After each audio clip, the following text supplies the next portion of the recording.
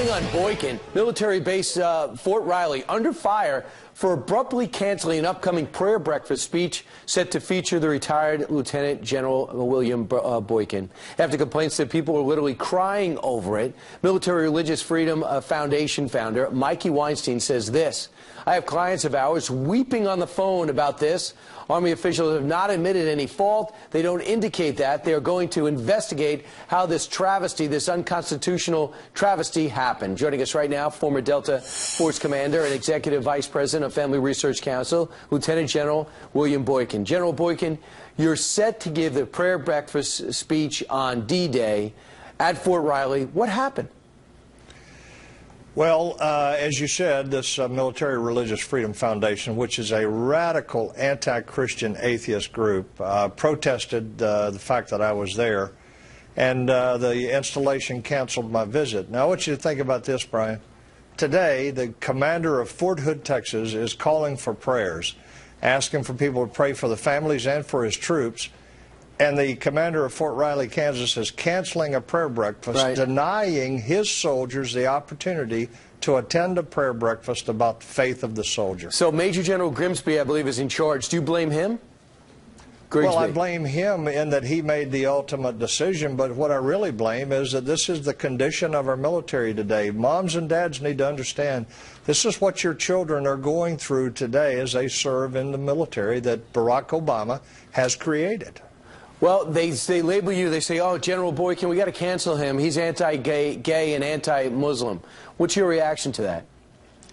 Well, first of all, I have been very outspoken about my feelings about the Muslim Brotherhood in America, but if anybody ever actually listened to what I said, I've also said the majority of the Muslims in America are not embracing Sharia or jihad, and they're the people we need to be reaching out to rather than the front groups for the Muslim Brotherhood like the Council of American Islamic Relations. Best known as CARE. That's a group that always seems to be in the lead there. So your view on gays?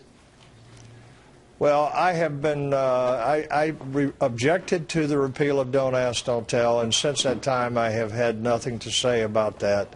I have been silent on that because it has created such a stir. But I objected to the repeal of Don't Ask, Don't Tell based on the fact that we have a stressed military that is that doesn't need another experiment. So, General, from someone who's been on the inside and now has friends on the inside, and now you're in the civilian world, tell us what really has changed over the last 7.5 years. Well, our military's readiness has declined drastically. You know, right now we have a military that is demoralized, a military that doesn't have the equipment that they need. You've even done shows on cannibalization of airplanes to keep others flying. Our military is in rapid decline because we are spending an awful lot of time doing sensitivity training and tolerance and that type of thing. Hey, Brian, look at a video of Jeremiah Denton when he was tortured into making a public statement and blinked in Morse code torture. And then look at a 2011 Naval Academy graduate in January of this year when he apologized to the Iranians and thanked them for their hospitality. What's happened to our military? General, great point, great illustration. Thanks so much for joining us this morning, and I wish you weren't part of this controversy. Your heart's in the right place. General Boykin, thank you. Coming up straight.